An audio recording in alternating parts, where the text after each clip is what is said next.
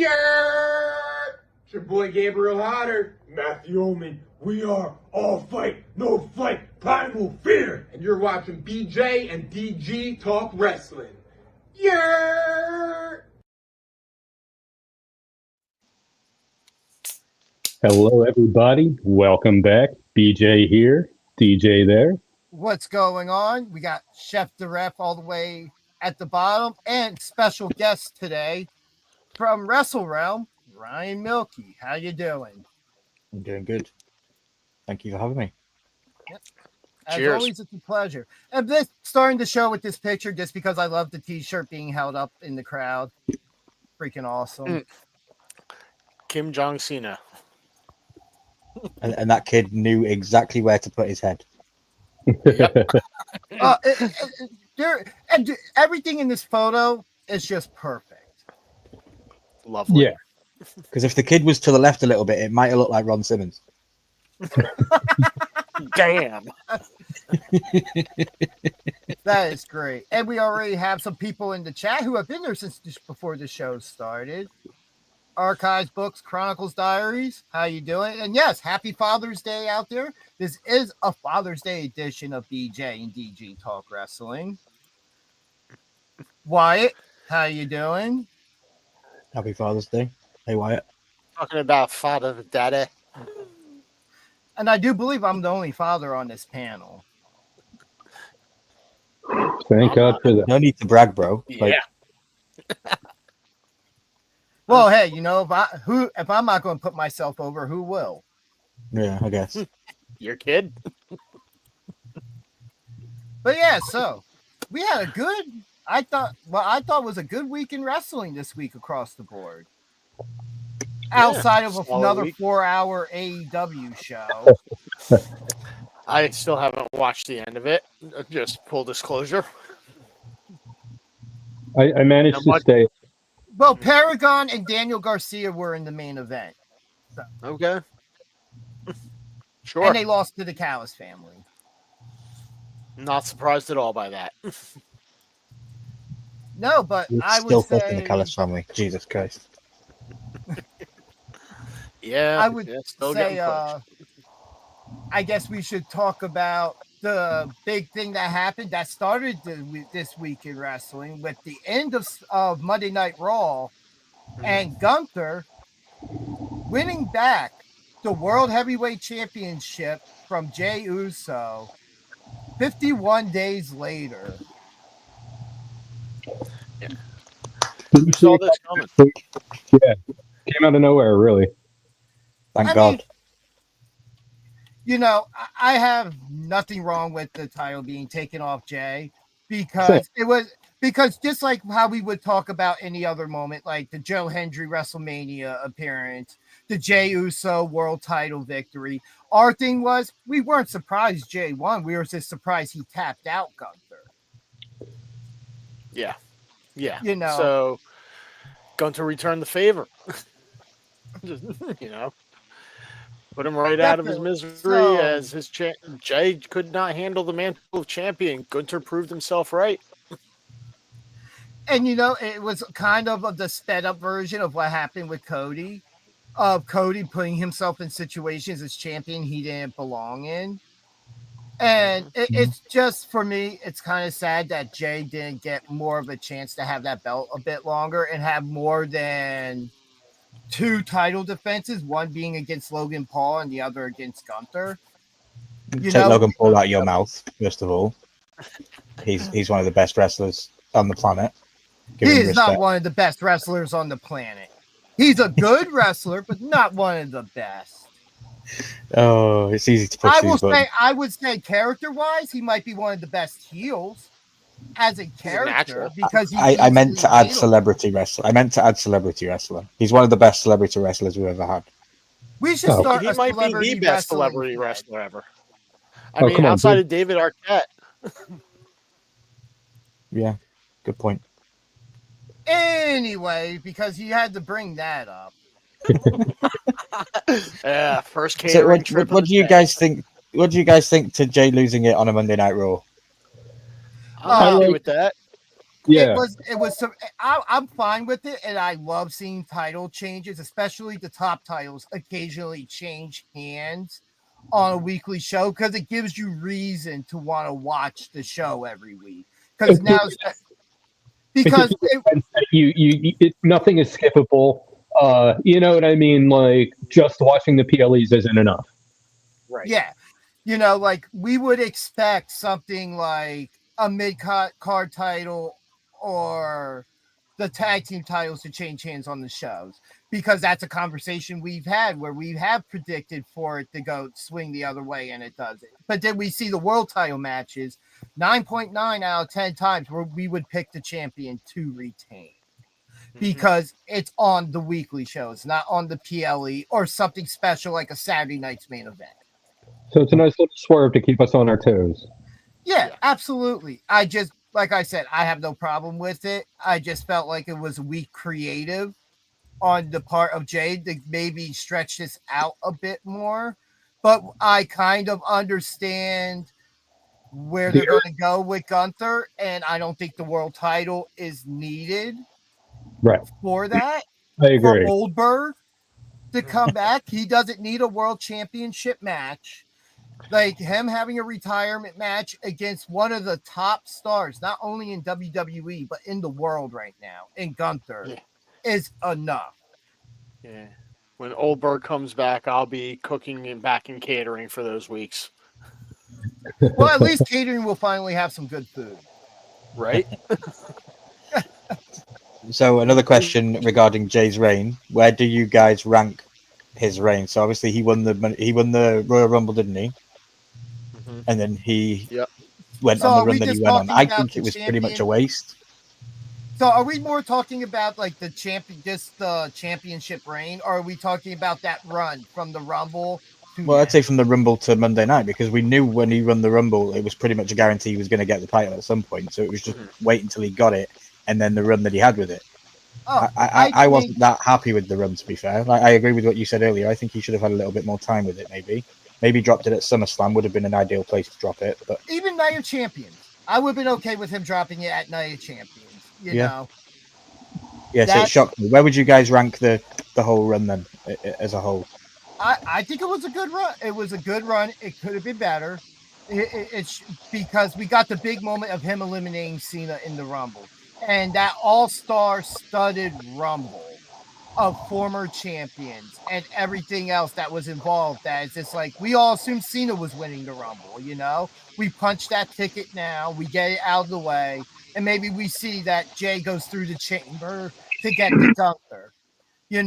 But I would say the run kind of started before that when he was having kind of feud with Braun, and they were building him up then with the Intercontinental Championship and making it show that he was worthy to be there in the fans' eyes. Because no matter if he's over with a one-word chant or whatever, it doesn't mean that in the end the fans are going to respond when he gets put into that main event spot. Yeah. They could be like, oh, this is too much. No, they did it perfectly up until I feel like that title defense. But in the end, he's not the first champion to lose a title that quick. I mean, hey, the first time Kane won the WWF title from Stone Cold at the King of the Ring in 98 was thanks to Undertaker busting him open in a first blood match. That next night on Raw, there was a rematch and Austin got the title back. And that didn't do anything bad to Kane in the end. Six of Cena's reigns were shorter than that as well. So it's everybody puts Cena in a higher pedestal. Drew McIntyre's 6-minute reign. Good point. Well, BJ and Jeff, what do you guys think of the Jey run?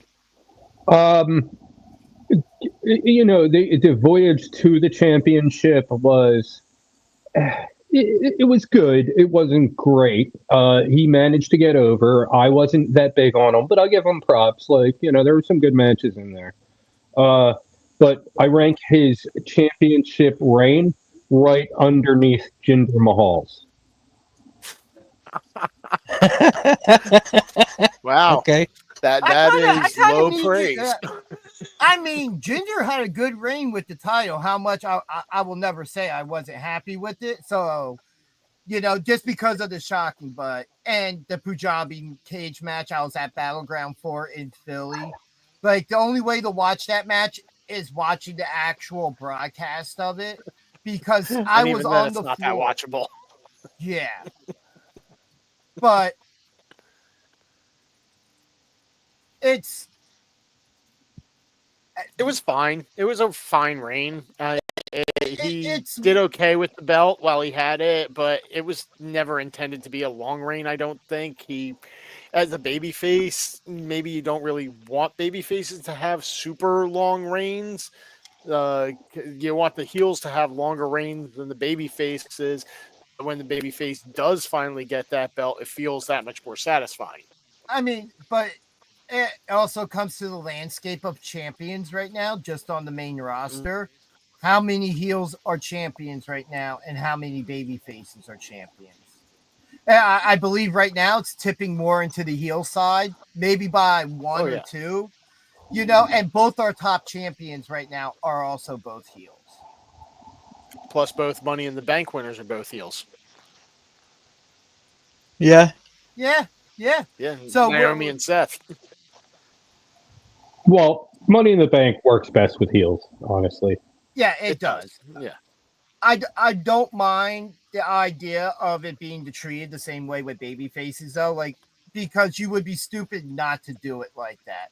But we've had the couple cases. RVD was a baby face when he won it, and he set up the one night stand. Big E had the typical run in cash in. John Cena called his shot on the 1000th episode of Raw and won the match, but by disqualification, so failed at cashing in against the man who he will be now facing in Saudi at Night of Champions, CM Punk, which is a good segue now. I guess we should talk about that. Let's talk about it. CM Punk and his alleged hypocrisy? Yeah. I mean, I don't really want to get too much into the politics side of things when it comes to that stuff. But, however, when a man says he's going to do something, he usually should stick to it. I do love that Cena called him out on it, though, and that is being brought into storyline, and it's not just being left for the fans, just for us to talk about in the general purpose. Because that promo they had on SmackDown Friday night and Monday night were both great promos to get fans invested into this match. And that comes the problem, right? These Saudi cards are great cards. It's just most people don't want to watch them because of where they're taking place. That's the one thing that I've heard about. The reason that people would it's all political is why people would not go to Saudi. I mean, I personally I feel like traveling to the Middle East myself. That's the only reason I wouldn't go to Saudi, just because distance, and I don't feel like I need to be there necessarily. There's nothing in Saudi that makes me want to go to Saudi outside WWE world, and that's not enough. Oh, come on. Jeddah's a beautiful city. Sure it is. Yeah. And my philosophy is if we're going to a different country, we should adhere to the rules and religion as most part as what's set in that country, Sure. Like, I'm not expecting them to change just because I'm visiting, so I really don't really have an issue with it. Like, some of the things are a little bit archaic and a little bit like sexist and stuff, but it's the way that it is over there, and it's just different cultures. Yeah, you see the women have to wear their bodysuits when they're there. Yeah. No, culture has nothing to do with it's nothing there that would make me as a tourist or whatever looking at, hey, where do I want to go on vacation? Hey, I want to go to the desert. I can do that here in the United States. But that was initially CM Punk's first issue with it, wasn't it? Was the culture. Haven't you heard about all their amazing amusement parks and zoos and stuff, man? It's amazing. Sure. Which are in the desert. And they have WWE World, which looks totally insane. But you would go to... Don't get me wrong. That sand gets everywhere. Like I said, that's the one thing that would make me want to go, and it's not enough. I would go to Germany, London, Scotland, Ireland, China, Japan, all before I would even give. I'll go to Russia probably before I go to Saudi. I'd rather be in the cold than the. I'm not sure about that one. I'm just Anybody saying, gonna if I'm turn going around? to pick two politically adverse places and it comes down to it, hey, at least I know that I'm going to see more than just sand in Russia. There's a lot of beautiful architecture there. There's a lot of history there And to be gulags. experienced. Yes, which, again, not saying I would go, but if those were my two, I'm just going to say those were my two choices. I'm going to Russia over Saudi. Okay. I think I'm choosing the opposite personally. Yeah, I'm going to Saudi every single day of the week. Yeah. I mean, I'm not going to either, so. Right. Hey, put it this: has WWE held events in Russia? Oh, hold on. We have That's a good question from That is a Candid good in the question. chat. Would you rather take a stink face from Rikishi after a 60-minute Iron Man match or from Conrad Thompson after a brisk 3-minute walk? I don't know who Conrad Thompson is. I don't know Don't who know who Conrad Thompson is either. Rikishi all day. We're going to need a picture of Conrad Thompson because I don't know Conrad who Thompson that is. is the guy that sits with the wrestlers and does the interviews and talks with them. He's a He's writer. a co-host, podcast Yeah. host and stuff. He's really good. Yeah, there's definitely a Okay. joke. He's a bigger guy. Okay. Yeah, I apologize, but I don't understand the joke. Therefore, I can't contribute to it. I think the joke is on the stockier men. I'm going to say Rikishi just because I could sell my news story to the paper. I agree with you guys. I'll go with Rikishi too. Yeah, I think I almost would look like. Well, I almost look at it as if. I guess it's an honor, kind of like taking a stunner from Stone Cold or something, Like, hey, at least, I'm getting something. You can say I took a stink face from Rikishi. Now, if we're talking about taking finishes, I would love to take the worm from Scotty 2 Hotty. Whoa. I had an interview with Wyatt. I had an interview with Wyatt very recently. He asked me my favorite gimmick, and I said my favorite gimmick is the worm. I love it. Nice. That's still. I toned down the phrasing on that. I know. But yeah, what did you guys think of the back of? Oh, one of the favorite things from SmackDown this week was after the initial CM Punk and Cena segment ended on SmackDown, Truth attacks Cena from behind, locks him in the STF, and he's like, "The truth hurts, doesn't it?" Yeah. And then Truth went and got himself a match. Nick Aldis finds him backstage and gives him a match with Cena for next week. Yeah. So before we get to that, because that's something else I want to talk about, what did you guys think of the promo segments this week with Punk and Cena across both shows? Top quality. It works. It works building up to where they're trying to go. Yeah. I mean they're kind of there. I might like to actually see maybe CM Punk in a match and Cena comes, takes him out, and then goes and sits at the top of the ramp and does his own little pipe bomb. Interesting. I don't think Cena's capable of that promo. Probably not, but I mean, it would have to be a scripted pipe bomb, but a pipe bomb promo. That becomes the problem, I think, as us fans. Depending on how he would present it, we would know it would be fully scripted as compared with CM Punk. He was just told, hey, look, go out there, say whatever you want. We'll just cut your mic off when you've gone too far. And they forgot to cut the mic. We need to question, how does CM Punk's involvement come to terms with ruining wrestling? Because that's Cena's biggest thing, isn't it? He's going to ruin wrestling. So what can he do to Punk that makes us all think it's ruined? Well, because the guy that the fans have cheered for 10 years before he returned to WWE, before events, during events, we're still chanting his name.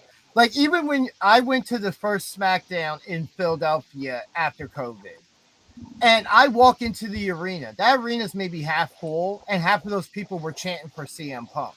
And I do believe by that point, CM Punk had already returned in AEW, or there was rumbling of it. I was at Extreme Rules in Philly.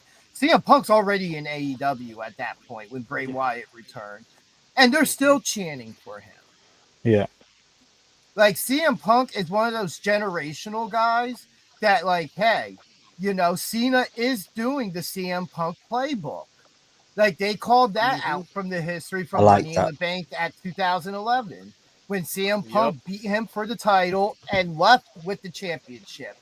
And I've always had my arguments with that Punk should have been gone till well toward the Royal Rumble and just don't acknowledge it or anything. But that's another story for another time. I like where things are going. Yep. I really do, because I like that Yeah. the hypocrisy of both of them is being Oh, yeah. presented.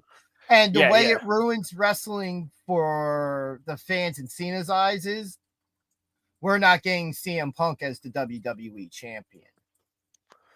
Well, also, that's part of his way. That's just another step on his path to take the belt and leave after December's over. So, yeah, that's just one part of the play of the overall long game for John Cena right now. And there's nothing to say that Cena can't lose this championship and win it back before he leaves. Sure. I don't see that. Like, I mean, well, I think would have I been don't really see funny. it happening, but How it funny could. would it have been as a hypothetical? Because this is something I've always wanted to see. Is a Money in the Bank winner win the championship without cashing in Money in the Bank and then being champion and having that briefcase at the same time. So imagine if Cena won Money in the Bank, loses the championship. Oh, you thought wrestling was saved.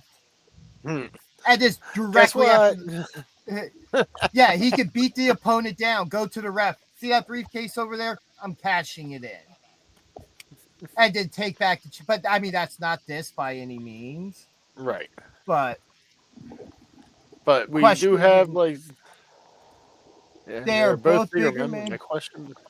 My question back would have to be under their current conditions. Okay. So yeah, back to the We stink just face have, and yeah, we just have the roles reversed now in this feud that has gone on and off for the past almost 15 years, which has been one of the top feuds in WWE history, given the time period it happened. That it was one of the few interesting things in WWE was CM Punk at that point. Yeah, coming out of the PG era, trying to get a little hardcore edge back, just the teensiest bit. So. Coming into the last 6 months or so of Cena's career, who's left? I want to see some kind of Wyatt interaction. Yeah, sure. It's funny you say that because I've had this idea in my head recently. Where do you remember the SmackDown vignettes they did with Bo Dallas, where it was Bo Dallas sitting in one chair like a therapy session, and it was him, like the Mick Foley thing, but it was Uncle Howdy sitting across from him. Yeah.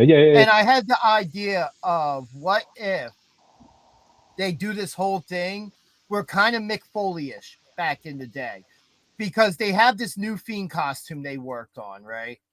To where it is different from the initial Fiend costume, to where you could, because we already have that supernatural feel with it. So you kind of veer into that a little bit, and we start seeing a transformation during the sit down of Uncle Howdy and Bo Dallas, where Uncle Howdy starts turning into the pig version of the Fiend from the Bray Wyatt documentary of the costume we saw. And we get a Fiend versus John Cena match for a one-time thing, and that Bo Dallas is channeling that, and that the Fiend was just something more spiritual in sense of a demon, that kind of, that something that you pull out that possesses you. And just one night only, we get to see the debut of this costume. He does the whole Bray Wyatt gimmick down to a T, because if anybody can do it, it's Bo. Yeah. So I don't think that's going to happen, because at that point it's like, okay, where does Cena go from here? What does he just stay off TV for like 6 weeks and then just show up and start to interrupt someone's promo segment or something? Like honestly, I feel like there might be better options. I like that they're doing Punk one last go around. I like that they did Orton. I would love to see Styles again. But there's not a lot of dates left. And, the majority of them are going to be in the back end. Yeah. We're at 17 now. You know what? I'm going to be honest, because they've already kind of teased it. I wouldn't mind, even I expect Cena to retain. I wouldn't mind seeing Cena and Jey Uso. Yeah, no. I mean, there's been a little bit of seeds planted there for it.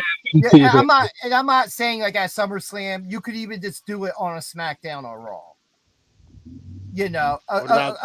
Something that where somebody comes out, screws Jay, and the title doesn't change hands.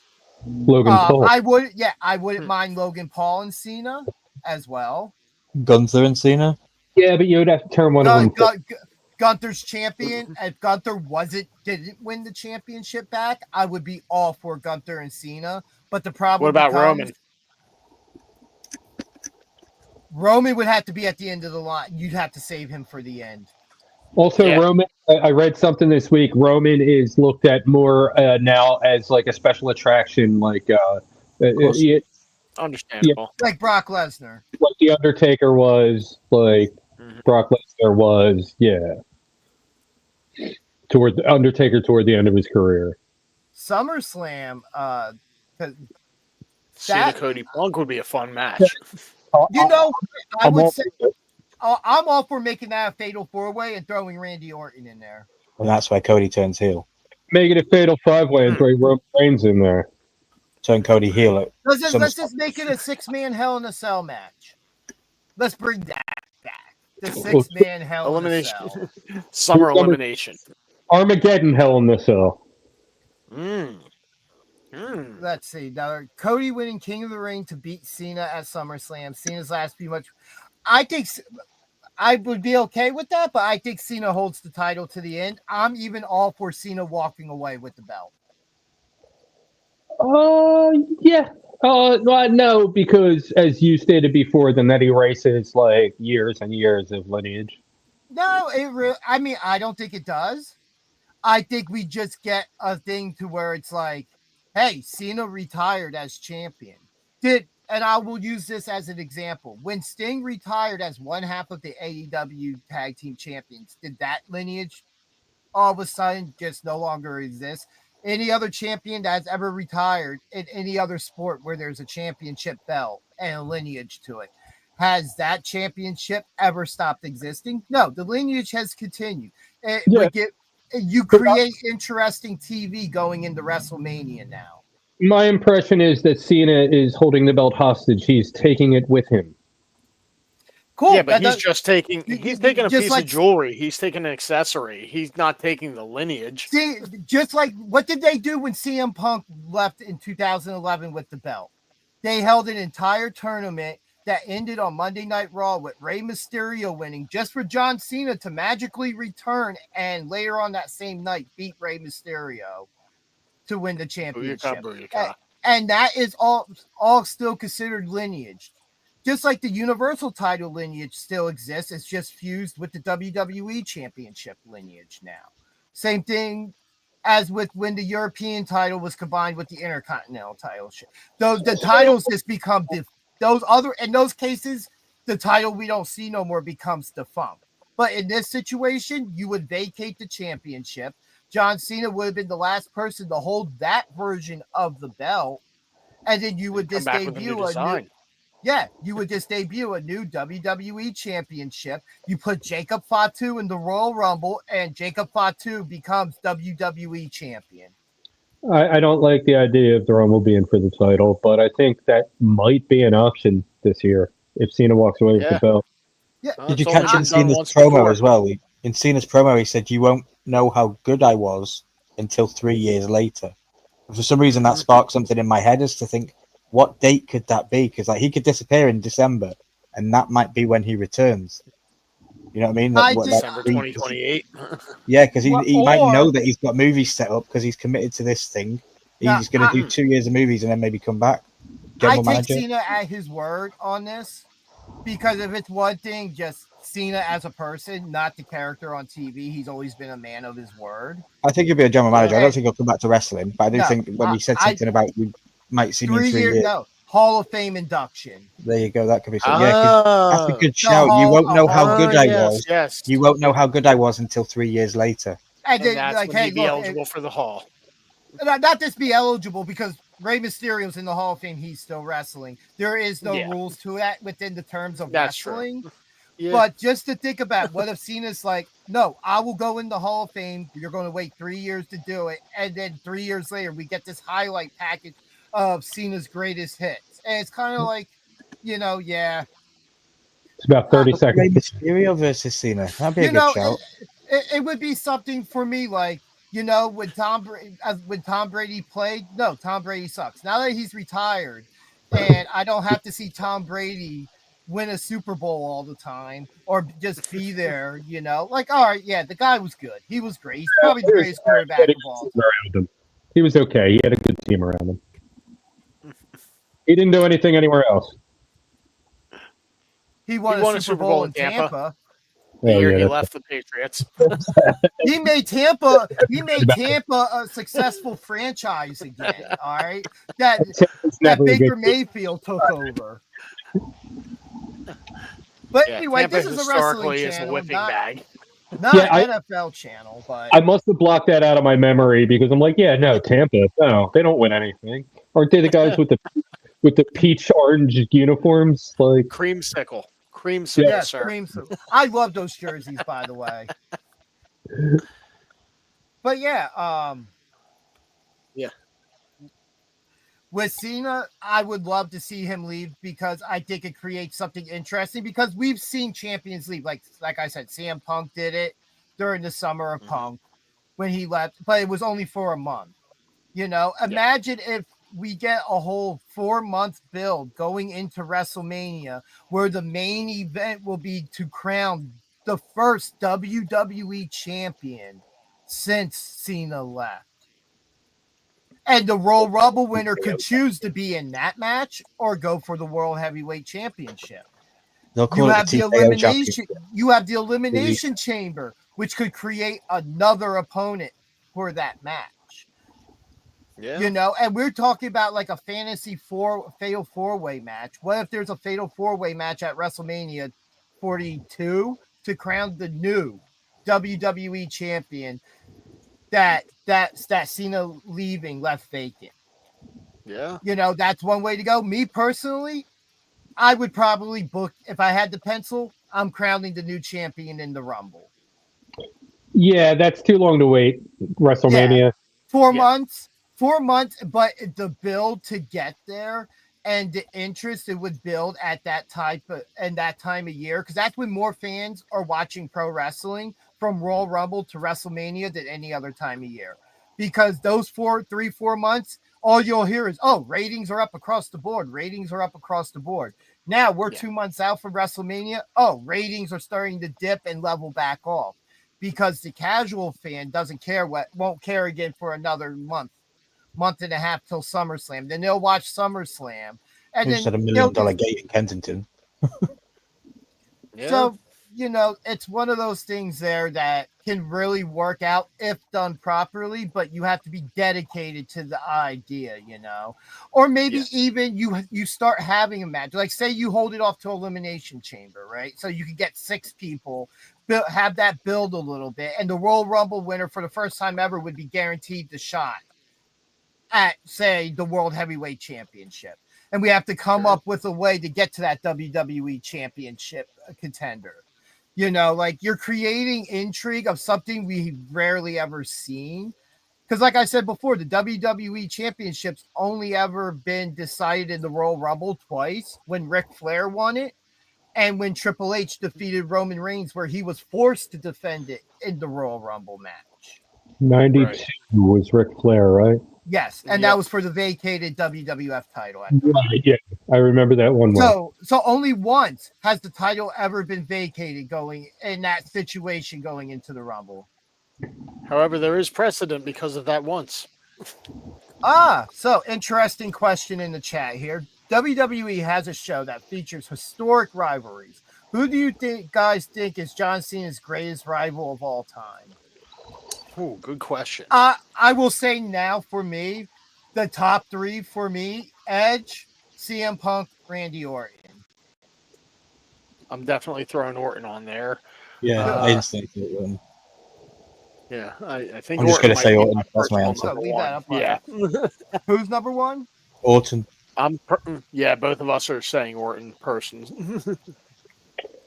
Punk, Orton, and I feel like it's Punk, Orton, Edge. I like JBL as well. He had a really good. But yeah, Cena and Batista had some good matches, but like a lot of the rivalry between the matches always felt a little forced to me. You know, That to get era, them there yeah. because there was a time where they were purposely kept doing the same things, but just parallel. If I'm going to throw a bone in the fire, I'm going to say Nexus. Nexus was amazing. The storyline was amazing, but I wasn't happy with a lot of the storytelling because I felt like in the end it was just meant to have Cena conquer them because in all honesty, Wade Barrett should have defeated Cena for the WWE Championship during that feud. Wyatt. I think that's only gets said because of the Firefly Funhouse match. Yeah, they didn't really have much going on before that. Like, you know, when I'm looking at the feuds, like we go back to Edge cashing in on John Cena at New Year's Revolution, kicking that off. We get the whole year-long feud of the title swapping between Orton and Cena. We get the birth of a version of CM Punk with the pipe bomb after having 2 Money in the Bank victories for the World Championship at the time. And going into that Money in the Bank and the feud that they continue to have before and after that. I wish that we could have seen more of that in the years to follow without Punk leaving. Because Punk's number 3 on my list of that. So if I have to go with it, I want to say Orton, but something in me just is Edge. It was Edge. So I wasn't watching a lot from like 2002 to 2009. Did Cena ever feud with Batista? Yes, but we were just talking about it. It was more like they were on separate shows and occasionally had matches.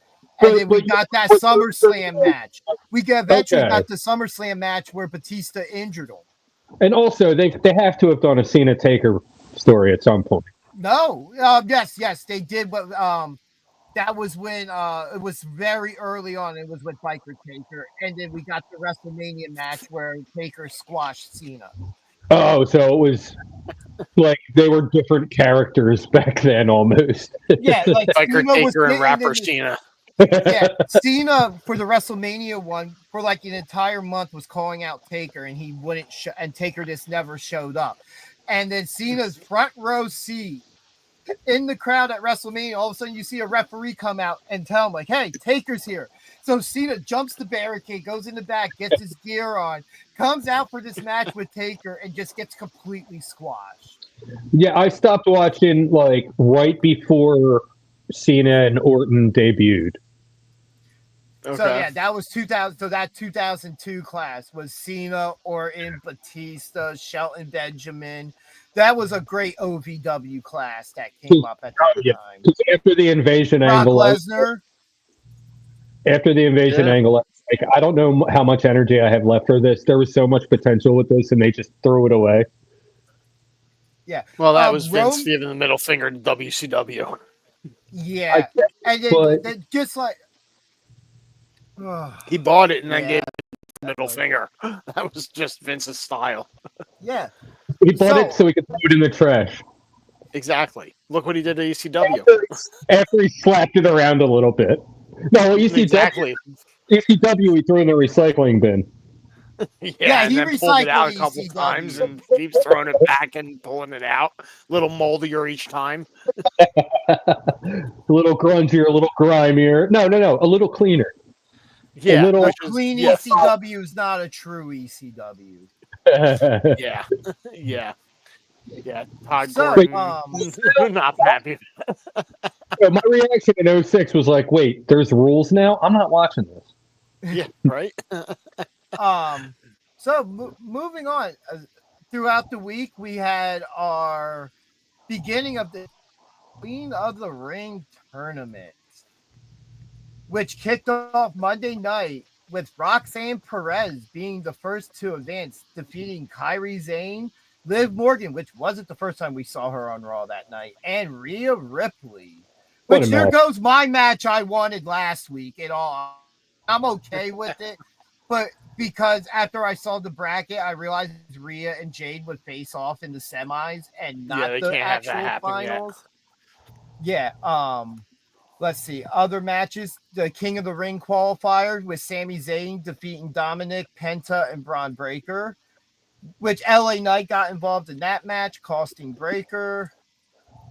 I saw a meme this week that said Dom has only defended the IC title against Shapes, Pentagon, and Octagon. Yep. hey, he takes all challengers, all shapes and sizes. Exactly. And it doesn't hold more true than that. And then on SmackDown, we had Randy Orton advancing the King of the Ring, defeating LA Knight, Carmelo Hayes, and Aleister Black, which Seth's little group got a little bit of payback, costing LA Knight that match because it looked like he had won. Up to that point, no guarantee, but it looked like he was in a position. We had Jade Cargill advancing the Queen of the Ring, defeating Piper Niven, Meechin, and Nia Jax. And then impressive Alexa. Fashion she did it in. And then basically everybody against Jade at some points in that match. Yeah. And then we also had in the Queen of the Ring, Alexa Bliss defeating Candice LeRae, Alba Fire, who was substituting for Chelsea Green because she wasn't there. And Charlotte she was Flair. having trouble issue with travel and poolside. We're going to take a step back after the next result, and then the obvious one: Cody Rhodes advancing, defeating Nakamura, Andrade, and Damian Priest. But let's go back to that last match, that Queen of the Ring match with Alexa Bliss, Candice LeRae, Alba Fire, and Charlotte Flair. Wow, that in all honesty, just generally when it comes to Fatal 4-Way matches, was one of the best Fatal 4-Way matches I've ever seen. And Charlotte Flair was in it, so that says a lot. Yeah, I absolutely loved the finish. I thought it was absolute slap in the face. That match absolutely was all about the finish there. Yeah. Both of these, and both women's qualifiers. They both opened the shows, right? Mm-hmm. No, the Alexa Bliss one was the undercard main event to the Cody match. Yes. Okay. Yeah. Yes, but the first match on SmackDown was the Randy Orton qualifier, and then the women's qualifier opened up Raw with Roxanne Perez. You know what? I've always been a fan of the tournament working up, but this format to speed it up some, But, I guess just growing up in the original King of the Ring era, I always appreciated the bigger tournament that played through until we got to the pay-per-view. And then we got kind of one-night tournament, but I understand where a one-night tournament doesn't really work logistically anymore if you're holding two tournaments simultaneously at the same time. But I do believe that made sense. Yeah, the semifinals happened at Night of Champions with the finals for both, right? I do believe that's how they're working it. So are they doing it that way? Yeah. Okay. I will confirm that at the moment. Yeah, I believe people were wrestling for a chance to go to Saudi, weren't they? The winners went to Saudi. Yeah.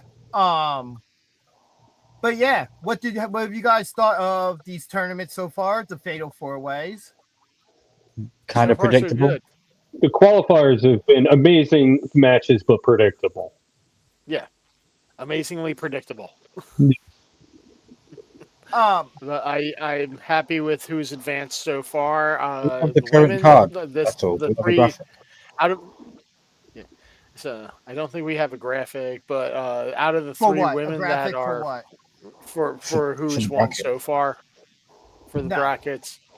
So, but my favorite for the women is definitely I can bring Jade one Cargill. up though. Give me a moment. Like I am picking Jade to win this tournament. Much as I love Alexa Bliss, I think they could be the two that are in the final against each other because they are on the opposite sides. I do remember that from the picture. Roxy's going to be fighting against Jade in the first semifinal, and we're yet to determine Alexa's opponent. We have the other Raw match coming up this Monday. And but yeah, Jade is definitely my favorite to win it at this point. And of course, that depends on who comes out of that other Raw match. But I don't really see myself picking against Jade Cargill in this tournament. Interesting. Dude, I was entertained by something this week. It was after make sure I have the right match here. The Jade Cargill win.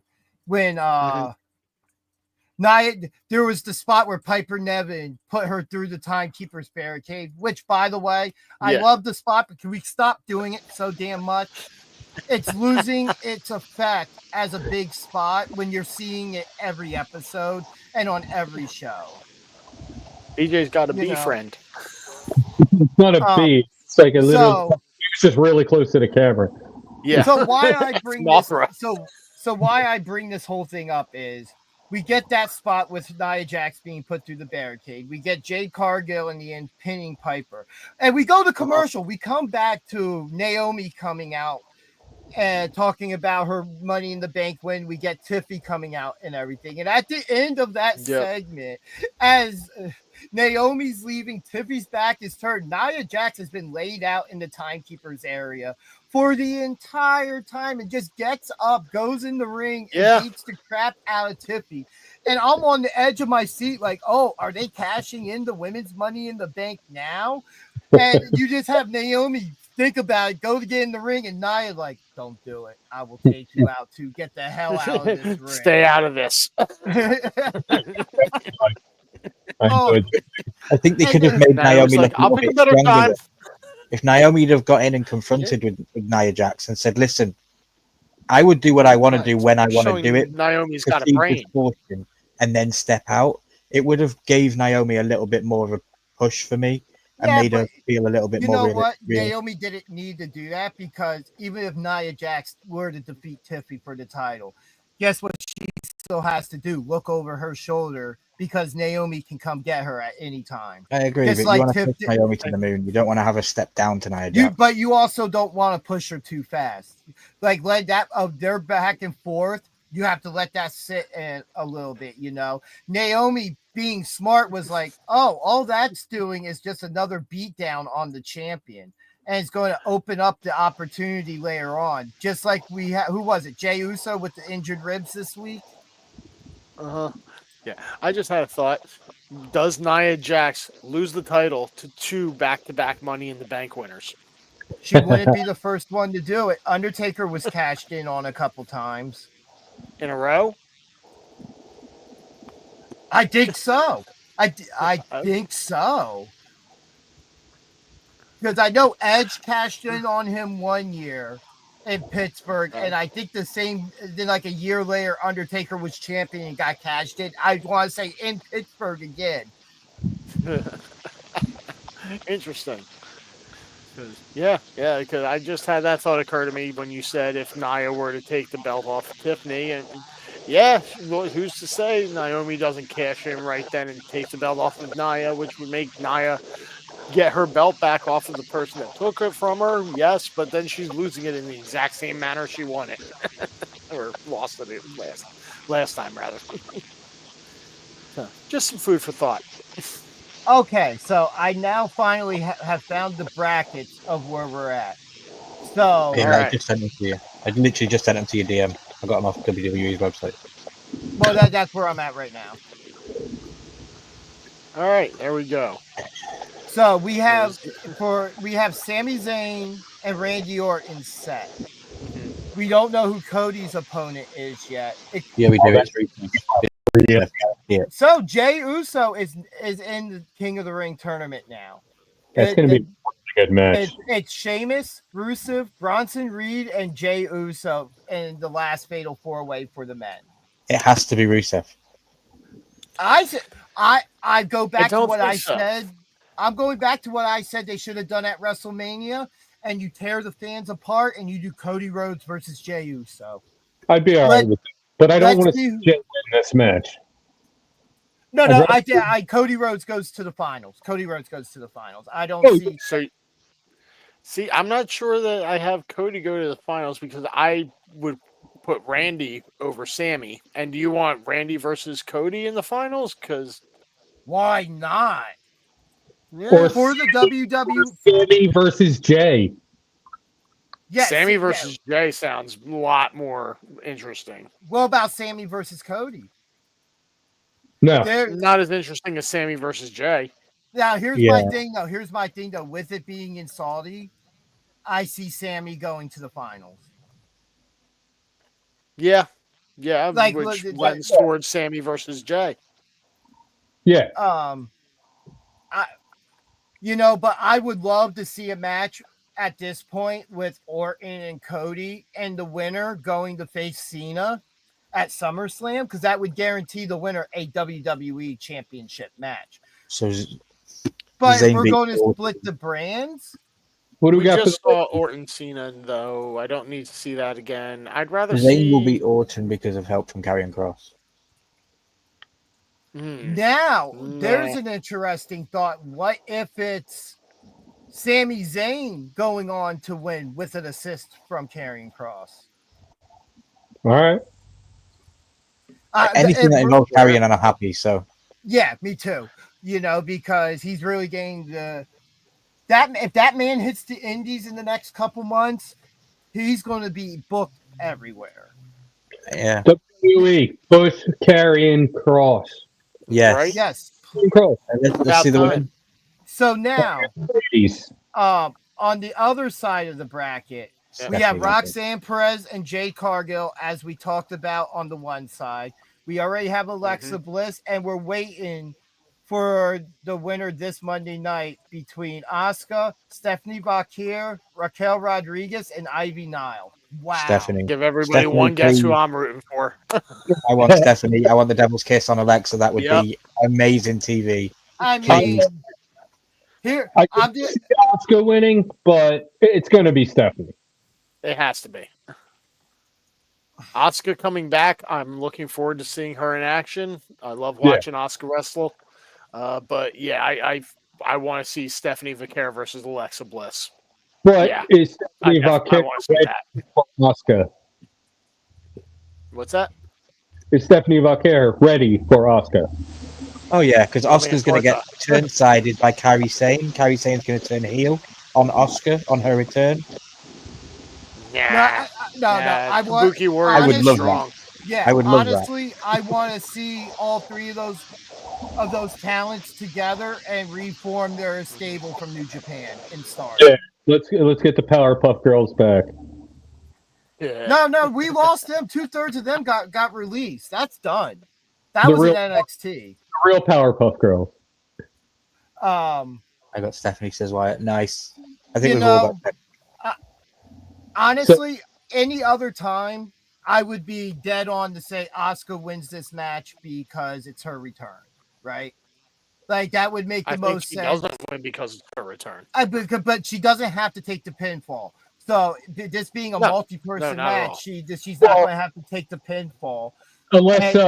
Unless Raquel and Ivy get injured, like in the Becky and Kyrie return.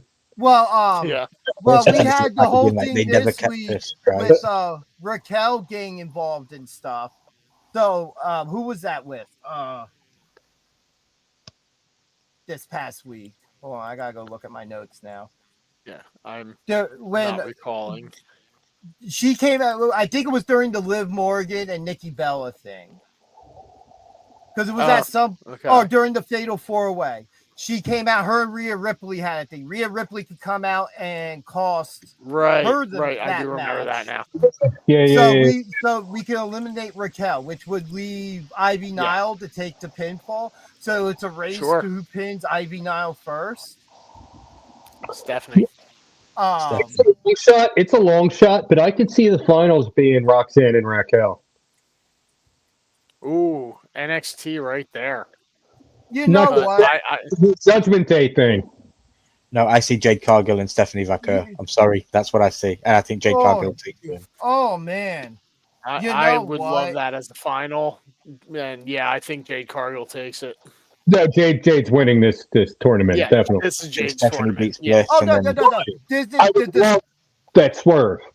I think the story they're going to write around is Jade wins Queen of the Ring. She wins the women's championship. Naomi cashes in on her. And now we have that feud to, like I said last week, Jade can win the title, lose it right away, and it doesn't hurt her any. And Bianca gets involved, and it's a whole three-way thing. Yep. She's supposed to have an imminent return. I really want to pick Asuka to win this, but I'm all for the Stephanie Vaquer Alexa Bliss semifinal match. So I think that could be a good match because I don't think Stephanie Vaquer needs the Queen of the Ring right now. She's still new. She's still fresh on the main roster, and there's still plenty of time to build her up.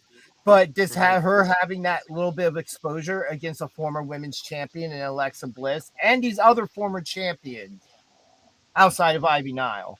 Yeah, and from last year. A devil's kiss on Alexa is something I never knew, but something I always needed to see. And if we see she's got the hurt and heel hand gloves and she's slapping down and we see the hurt in the heel, it would just look so good. I'll be saying wowie wowie for about 20 minutes of the entire show. Might just be frozen in place. Yeah, that will be my new because you can get like these. You can make TikToks be the background of your phone. That's what my background of my wallpaper on my phone will be. It'll be Alexa just like this. Well, ladies and gentlemen, I think it's a good time here for us to take a short break. I've got boobs, but I'm not a lady. Whoa.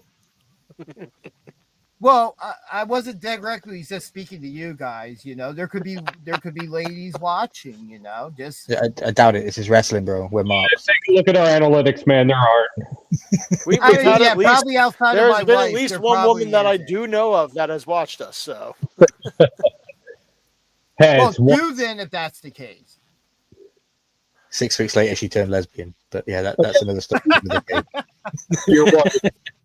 Your wife. Forgot about it. So that's two that I know of. Let me get this queued up here. And we will be showing the first 5 minutes of our interview. We commercial free. Yeah. Subscribe on YouTube. Hit the like button. Oh yeah, everybody, by the way, follow WrestleRealm. Thank you. Absolutely. If you haven't already, I don't know. Hold on. That wasn't supposed to do that. For whatever reason now. There is content coming on my channel, by the way, guys. I know I don't usually do content recently, but I am working on a video where I'm going to be predicting who takes the current belts off the current champions, who will dethrone the current champions. I like it.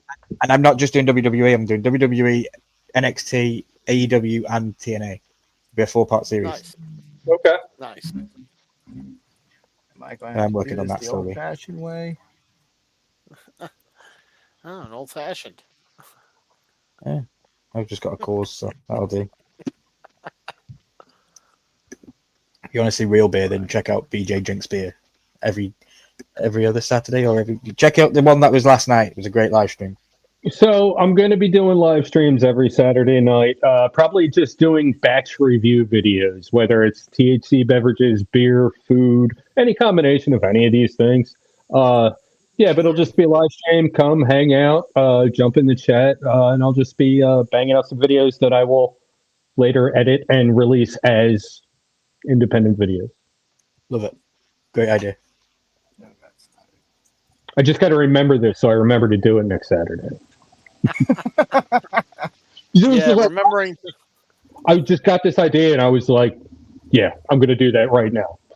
Your video literally contributed to me buying 4 beers at the store today, just to come hang out live with you, because I was like, I've got to take beers to the stream where the guy that drinks beers is going to be on the stream.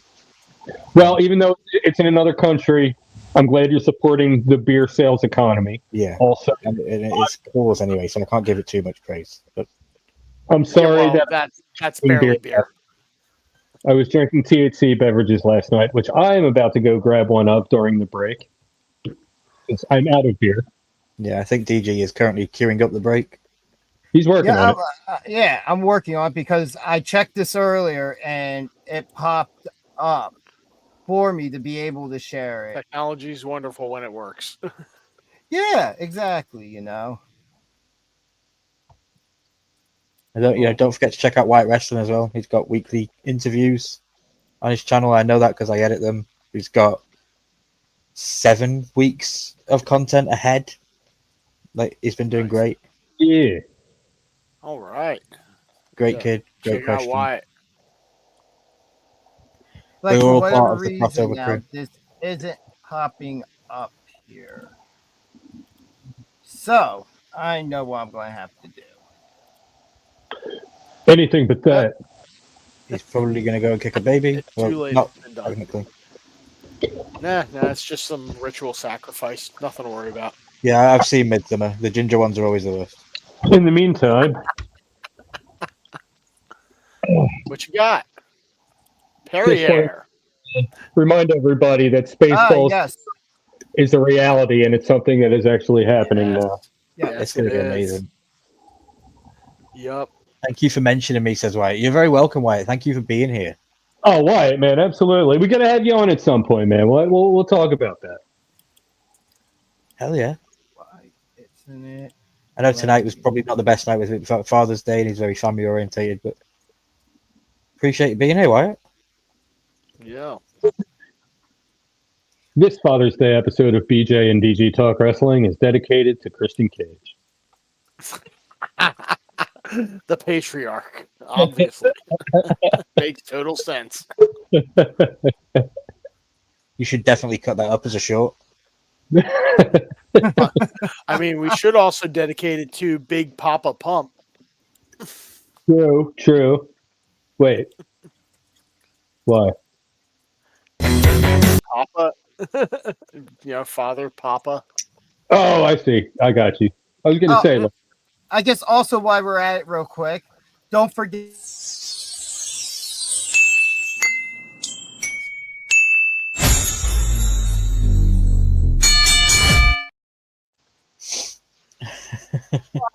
So for whatever reason, I have to do this the hard way and literally play the first 5 minutes from the actual video because the clip I clipped out, the technology doesn't want to allow me to play that, even though they're the same freaking format. Weird. Yeah, Great. I know. Tell me about it. Yeah. Okay, it's weird. Let the robots be robots. Come on, Terminators, get it together. one day they'll inherit the. They will. We'll all be long gone, and it'll be you, weird Gen Z plus 17 or something. That'll be the new thing. You'll be their meat slaves. Yeah. We'll just be faded memories in your existence of life. Back when life was fun. What they allow you to remember. Hey, I found it. I figured it out. Yeah. Good for me. All right. Back to the normally regularly scheduled content. All right. Well, after like a 6-minute delay there, you will now be viewing the first 5-6 minutes of the interview we did with Primal Fear this past week or last week, whichever week it was. It's all the days are blending together now, which you will be able to see, which will premiere on this channel Wednesday night at 8:15 after Primal Fear does their Instagram live. Which, if you would like to know where to go follow them, you can go to the video thumbnail now, where it is. All their handles and stuff are in there to be able to follow them, including how to get their merchandise from ProWrestlingTees.com. So, Guys, I'm excited about this video. Enjoy the preview. yes, enjoy everybody, and we will be back.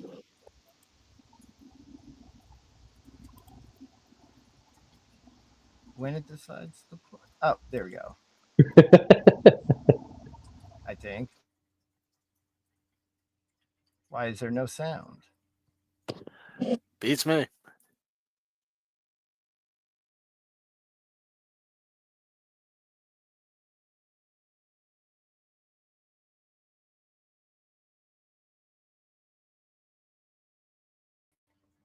Well, it looks like still a little bit of technical difficulties here.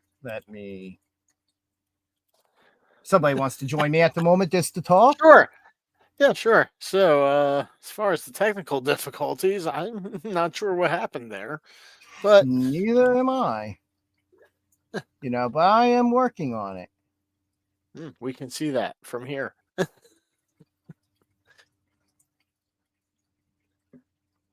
Because that was the clip. It was. It still is. It's somewhere. It was there. Where could it be now?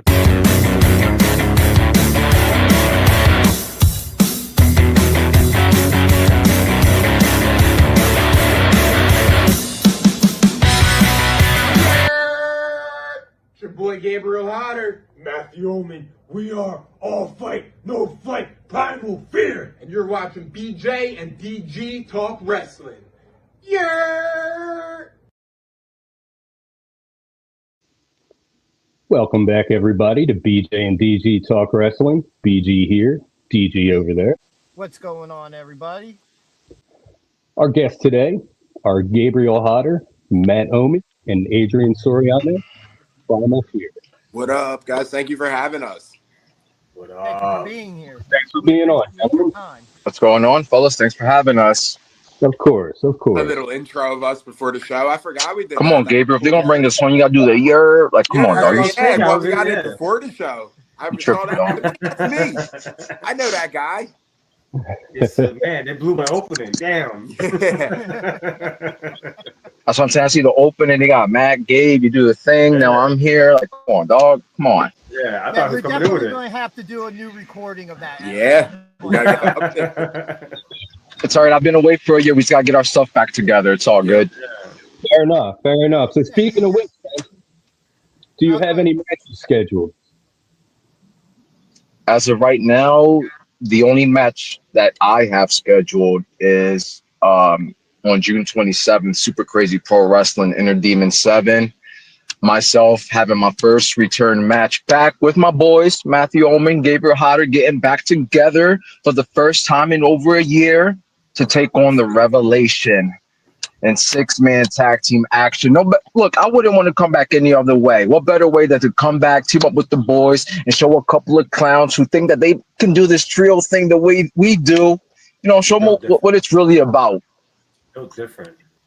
Yeah, I mean, they've had the odds on us this whole time. They had the numbers game, but now things are finally evened out. So we're gonna see what's up.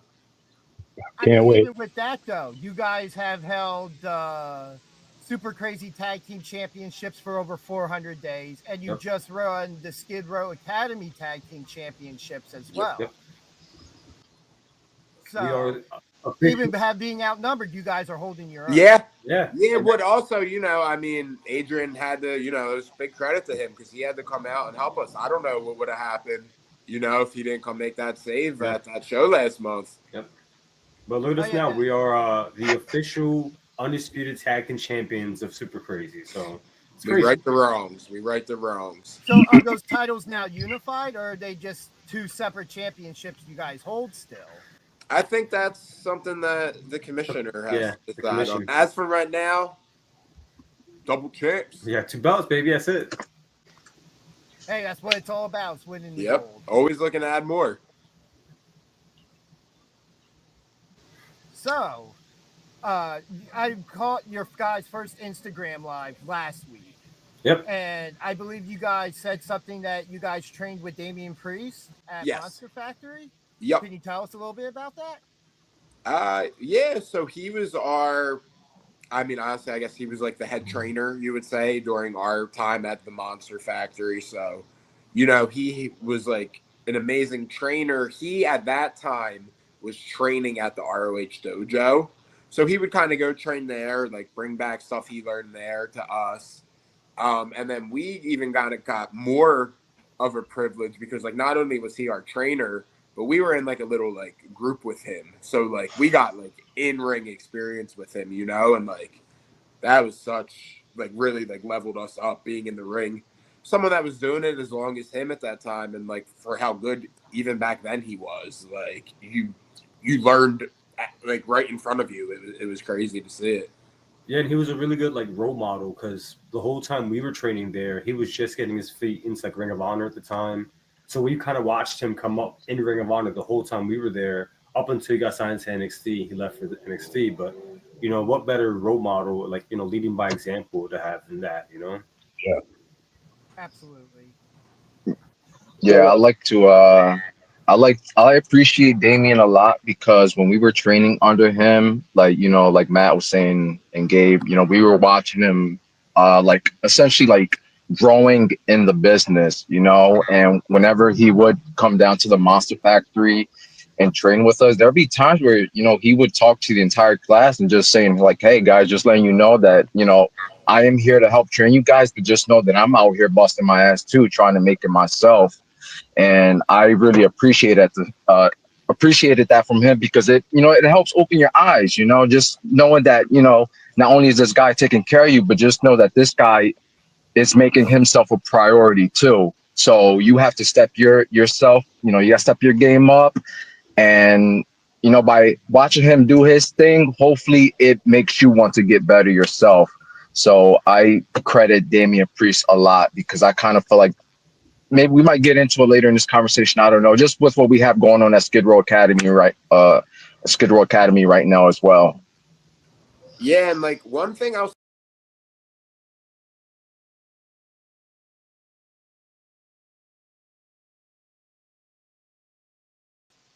And we're back as I'm bringing everybody back here.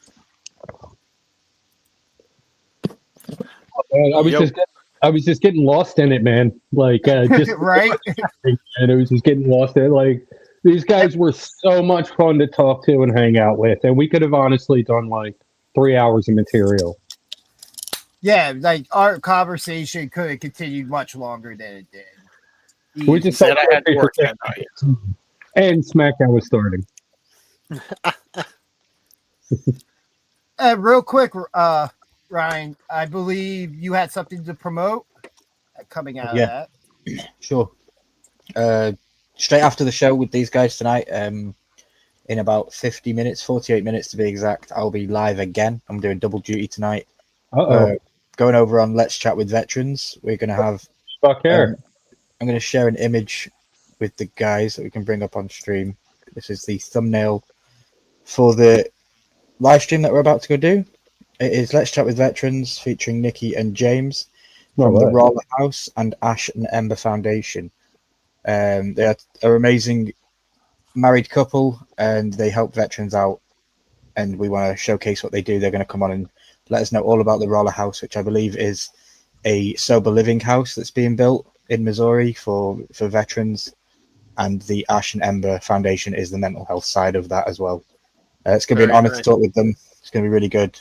You all know it's a passion of mine to do the veteran stuff and to do all this stuff. If the least I could give back to my American friends, and it starts with the veterans, because I believe that they're the first and most that are getting forgotten. So yeah, check it out straight after this live stream with these guys. I will jump off a little bit before the end, but I'll still be here for a good half an hour still. But yeah, thank you for allowing me to promote that, guys. I appreciate it. Everybody Thank you. Go check it out. They do a really good job over there with the veterans. When I'm able to, I pop in. You guys have been done some really great stuff over there. Thank you. Yeah, I've been thrown into the hot seat for the last couple of weeks. Our co-host had a motorcycle accident recently, and he's been hospital bound for the next couple of months, it seems. So yeah, we're thinking of you, Big Easy. But yeah, usually I'm the mastermind behind the stream, pulling all the buttons and doing all the magic fancy stuff, and now I'm really learning and deep and dive into it. We're even doing episodes where we have this website that we found, and it gives us real life World War II stories from veterans. No way.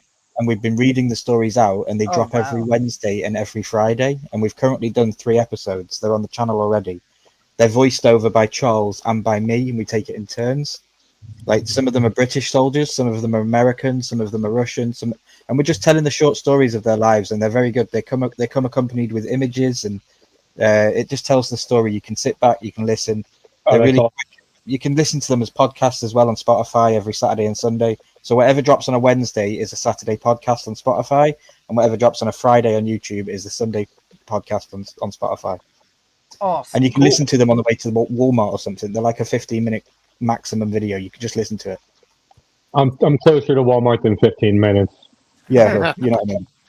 Just again to bring that up real quick, let's chat with veterans. Appreciate it. Thank you. You know, go give them a follow. Go pop in, say hi, tell them we sent you.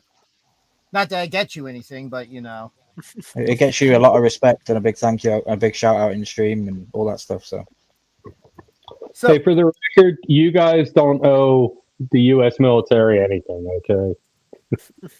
No, I know. I was always brought up. My upbringing in my life was my mum and dad always told me get a career behind you, get a something good that you can stand with. But one thing that you never do is join the army. My mum always said to me, "You will never join the army under my roof." And that was just her belief. And then obviously I've grown up in my later years to have so many American friends. And I'm just thankful for what the veterans did so that I can have those friends, Fair enough. John Wilkes Booth was drafted but dodged the draft because his mother lost so many children that, am I saying the right person? Is it John Wilkes Booth or you're talking about the same man who assassinated Abraham Lincoln? So if I'm pretty sure there wasn't a draft. No, the other guy, the guy who shot Kennedy. Oh, Oswald? Yeah, maybe I'm getting this all mixed up. I don't know. Well, anyway, let's get back to talking some wrestling and something I've been waiting to talk about. Ryan watched the match before we went live, and which is one of my match of the week candidates. Will Ospreay versus Swerve Strickland going to a time limit draw, which even saw a little bit of action with the Young Bucks coming out afterwards, attacking Swerve. But yeah, thoughts on this match? Ryan, we'll start with you. It was an absolute freaking banger. It was a great match. There were moments in the match. I was backstage here with you guys before we went live and I was watching it, and I was open mouth moments. I was anxious what I looked like backstage whilst I was watching this match because I was like, Jesus, this is insane. Some of the spots. I don't know, when he was standing on that top rope and he didn't get to jump because of the 30-minute timer. I wanted to kick my TV monitor in the side of the head just like Swerve does. I just wanted to boot it straight in the freaking screen. But I thought, I've got a live stream to do in 10 minutes. I can't do that. It was a good match, bro, but I was disappointed at the end. And this was a story. It was a story thread that kind of ran through the night, and even after that, after the match, that you have the attack on Swerve, but them handcuffing him to the turnbuckle, pulling out his shoes with the thumbtacks on him to do the super kicks to him.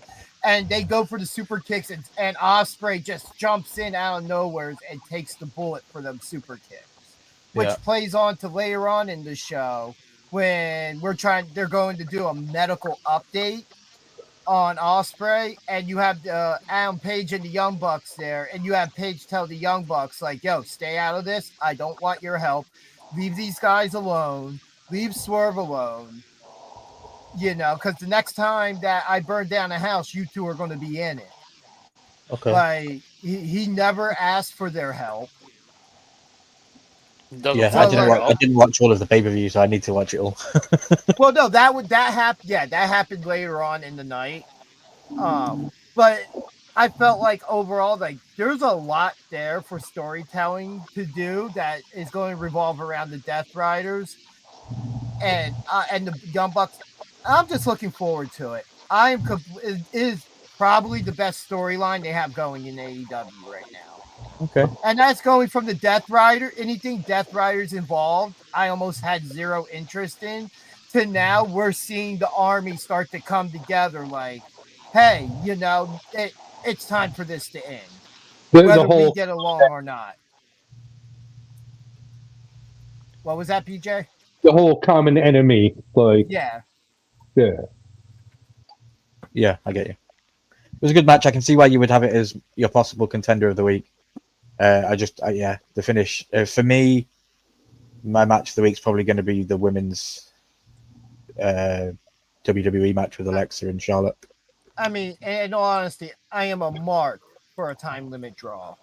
Okay. Especially when the match is so good. And AEW, with how many false finishes they do, it's no guarantee that even would have ended the match. Yeah. right. True.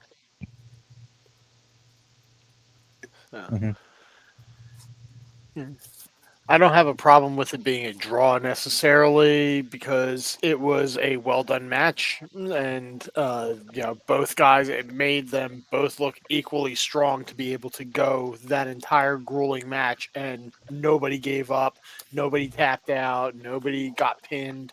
So, neither one of them looked weak. They both looked they came out looking good, both of them after this match. So out of a time limit draw, that's really what you want. I would say with a time limit draw, you never want either person in the ring to look weak coming out of it, because the whole point of it is to make them look like that they're that good and that evenly matched, which Ospreay and Swerve are. Let's be honest there. Like, we might not put Swerve at the top spot as the best wrestler in the world at any given point, but he can bring his game up to their level, which he did this past Wednesday, and they did it at Revolution last year when they had the world title match against each other. Do we see an Iron Man match in the future? Between the two of them? Maybe, but not anytime soon. I think it'll be a little bit of time before we circle back around to it. If they ever do at this point, because right now they are both baby faces, and that match happening was just them more or less beating on each other and being like, all right, we both respect each other.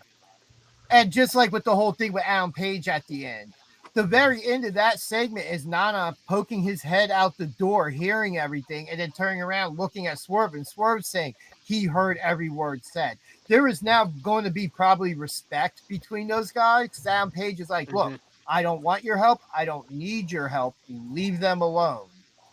Because if anything, they're here to help me, and all you're doing is isolating me from what help that I don't want, but could potentially get anyway, and getting that world title off of Mox and back in the hands of somebody with AEW, and actually reminding us that there is a world championship in AEW. And not just by word of mouth. Not just a briefcase. Another match that was really good this week on Dynamite was Kyle Fletcher and Anthony Bowens. They actually, I was kind of disappointed Bowens didn't win. I'm a fan of his, not just because he's from Jersey, but I thought, it's Kyle Fletcher and they have plans for him. Yeah. And Anthony Bowens looked absolutely amazing in that match still. If it's one thing I give AEW credit for, they don't do tons of squash matches with known talent. They have kind of like that old school mentality of we'll bring somebody in or we'll use somebody lower on the card. Unless it's somebody you need to have that big win right away. Let's see what else from Dynamite. Oh, the Omega Okada contract signing, that was pretty interesting. We got the premiere of I don't care what anybody says, if it's trademarked, whatever, I don't care. You couldn't figure out a way to get a name something close to Intercontinental Championship, since it is the International Championship and the Continental Championship. I mean, hell, Kurt Angle held the European and Intercontinental title, and they became the Eurocontinental Championship for a short time. No, it'll be the Continental. The Continental. I mean, I like the belt, but the unified title just there's no ring to it. Yeah. They'll rebrand it like something TBS or TNT related, I'm sure. It's going to be the Warner Brothers Championship. And then we're going to get Hold on, and then we're going to get another women's championship, and that's going to be the Dot Championship. Where's the calm? You don't want to know. Hey now.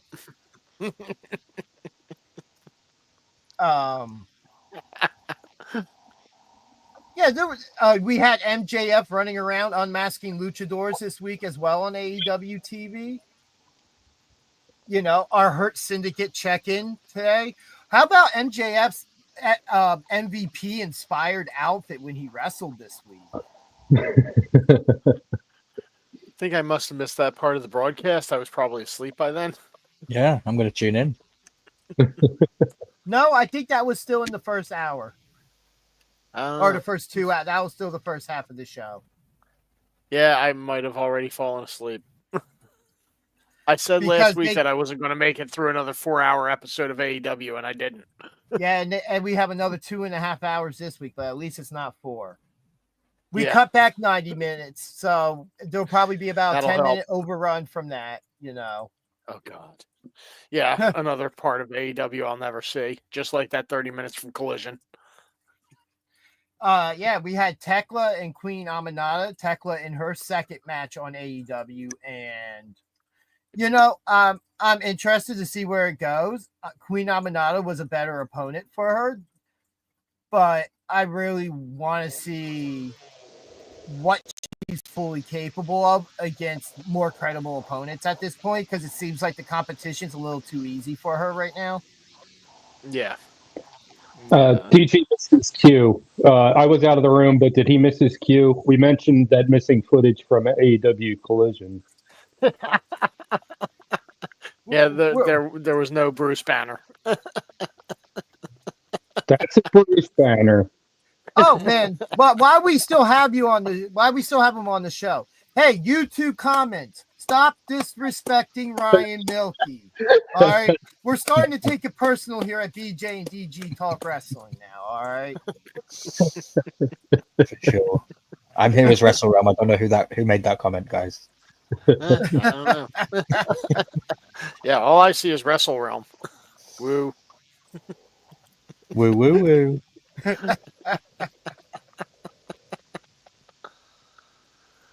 But yeah, we saw a nice highlight package as a gift. Speaking of, since it's Father's Day, that Christian had made for Nick Wayne with his highlights from the New Japan tournament he did in Japan. The Super Juniors, is it? I do believe.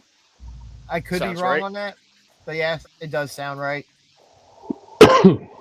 That was actually not a bad highlight package by any means. Yeah. Yeah, showcases talent a little bit there. Yeah. Now, something else I would like. What did you guys think of the Mariah May, now known as Blake Monroe, video package from this week? And with the announcement that she will be signing her NXT contract this upcoming week. I think she's going to be timeless. Tasteless, Chef. That was tasteless. You know, I like it.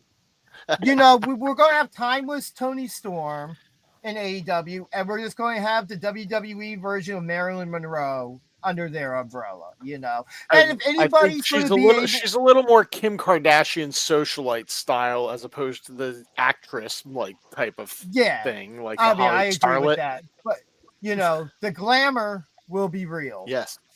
Oh yeah, the glamour is always real. I loved the social angle that she did with the bathwater that was playing on with the soap that was recently. Yes. I love that. Very well done. I haven't seen NXT, but it's already more tolerable than Toni Storm. Wow. He's not a fan of Toni Storm. I know. Don't know why. I don't get it, but you know.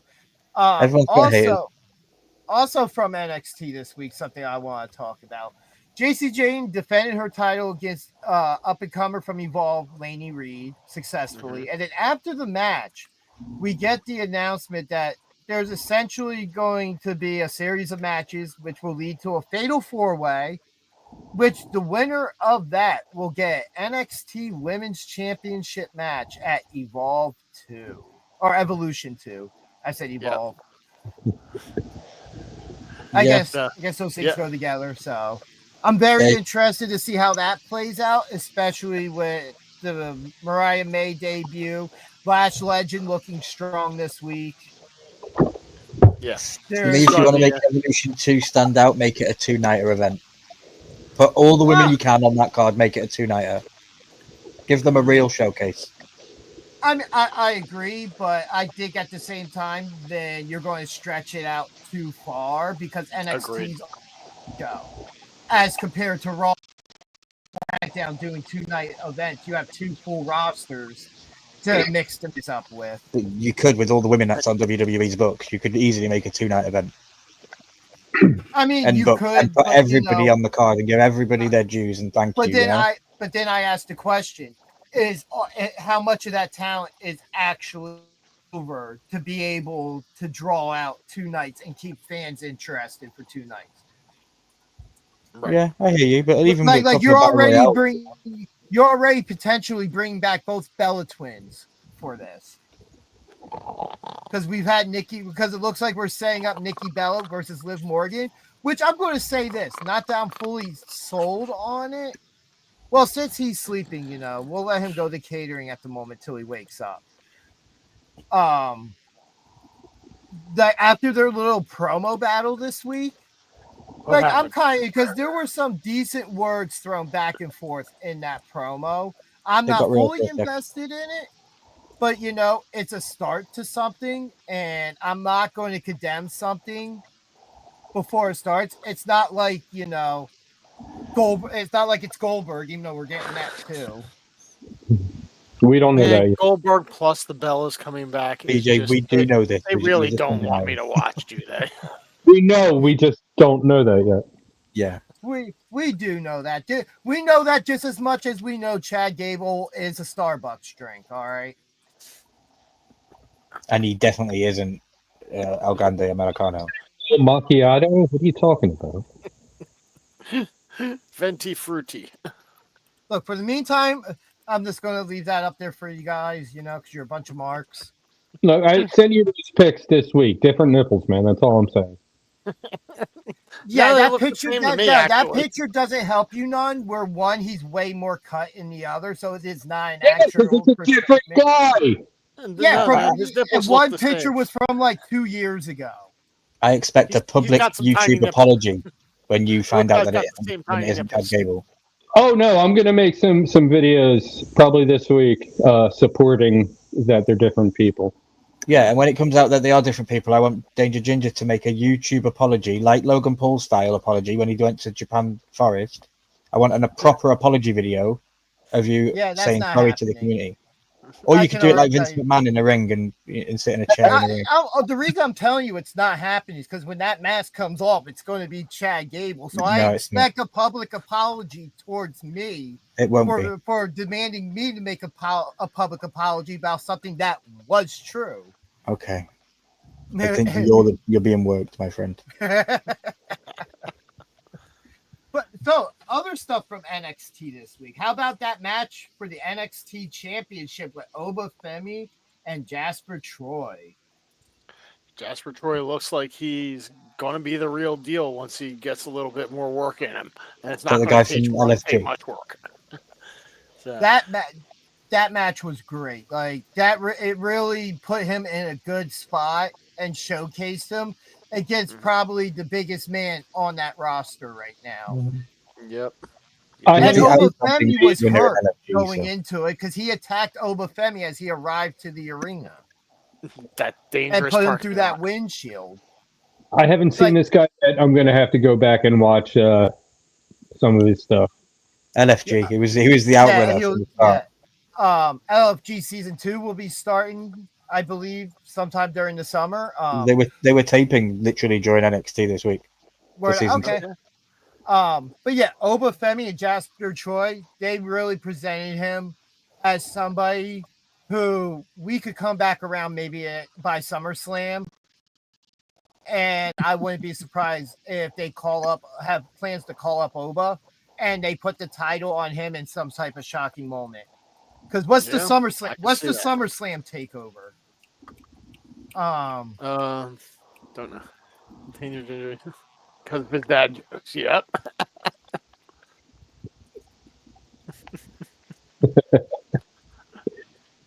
That's his only excuse this week, though. He can't use that excuse next week. So, I mean, it's still a valid excuse though because there is fact in it. Just like there is fact that Chad Gable is El Grande Americano. Right. And Elias is Ezekiel. Well, no, that's just KO's paranoia.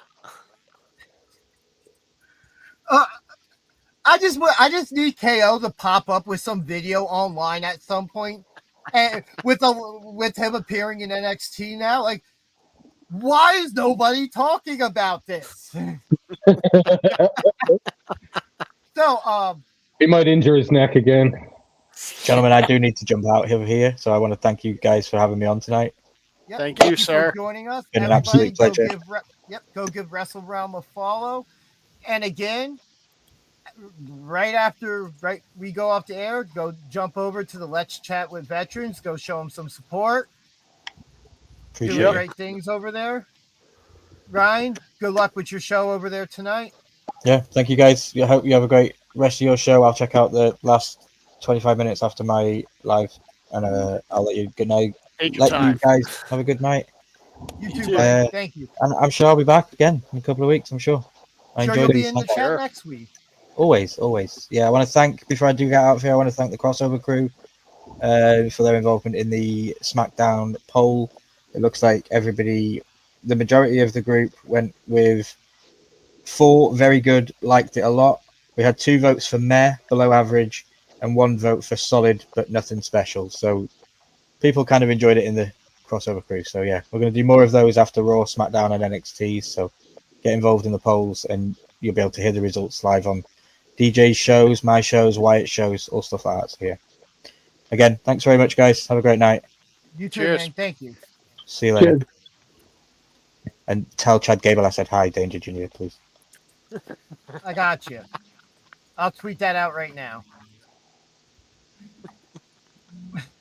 So, I do have now a couple things I screenshotted this week.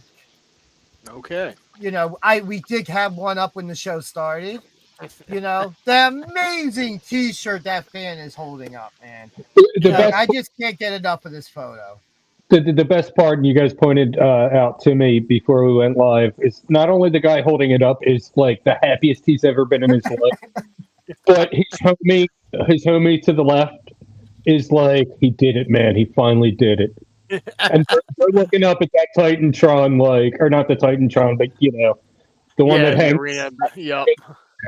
And they're they're having the moment of that is a slow motion lifetime moment for them right now. Yeah. Dude, that is, and the smile on Cena's face almost makes you think that he noticed the shirt out there already. He's just like, that hard camera. He's trying not to laugh. That shirt is right over my shoulder right now. I know it. Yeah. So some other things, just real quick, that I figured this would be something cool to start maybe doing on the air if any of us see them. Or some news things from out the week. And one thing I saw, I'll start off with, is here. The popularity of Mr. Iguana has skyrocketed since his Worlds Collide, and that WWE officials have been more than impressed with him to be working on a contract for him to actually be a part of NXT. Him and several other AAA talents were also in attendance this week in the crowd for NXT. I heard he was going to skip NXT and go straight to the main roster. I would hope not, because I'm kind of skeptical on how much of the gimmick will work on the main roster. It's not going to work. As I said during the pre-show, something like this, I look at kind of like No Way Jose in NXT. The gimmick was completely over in front of the same 700 people every week. But when you go to the main roster where you're traveling from city to city, it could be one of those things. One city's a hit, the next 3 are a miss. And it starts making you rethink it. This is for the kids. This is a guy with a puppet using the puppet to wrestle. This is for the kids. Like, I'm already sick of it, and I've seen it once. And I was only. I love it. I think it's entertaining. I like some fun in my wrestling, especially when I know that it's going to be one of those type of matches. And it's not like we're talking about Mr. Iguana versus John Cena for the WWE title at SummerSlam. You know that. We're not talking about it now. He could be the one that saves wrestling. Okay? He could be the one to dethrone John Cena and save wrestling. Hey, he could really be El Grande Americano before all we know. I mean, probably. See, I feel like Mr. Iguana is one of those guys who, if we saw him at a SPO event, we would be absolutely, this guy is fantastic. Love seeing this guy here. I don't know how well it would work on the major, like Raw or SmackDown every week. That's where you could turn him maybe into like a boogeyman type of thing. I feel like that American wrestling, because this is something to us, because a gimmick like this works in Japan. A gimmick like this can work in the UK. A gimmick like obviously Latin America. Yeah. So it's also that, which is why I think it would work with the NXT crowd, because a lot of times, because you get the same fans constantly showing up, which is why I made the comparison to No Way Jose, because he was completely over in NXT, but I always said he's going to go to the main roster. And he's just going to crash and burn, because the crowd he'll get the debut pop, and then after that, it's just going to slowly dive down. Well, it would help if he always gets squashed. Yeah. Yeah. So another interesting news article I saw. WWE interested in Private Party ahead of their AEW contract expiring. I thought they already had Private Party in the Street Profits. No, they're the Street Profits. They're not a Private Party. Yeah, they already have a better version of Private Party. They profit from the Private Party. Yeah, the Street Profits are already a better version of Private Party. I don't need low rent Street Profits in the WWE. I'm saying if they go to WWE, I assume they would get a change. They wouldn't be, there would be some changes there. But I think they're guys who I kind of look at like in the sense of Joe Hendry, of how they present themselves.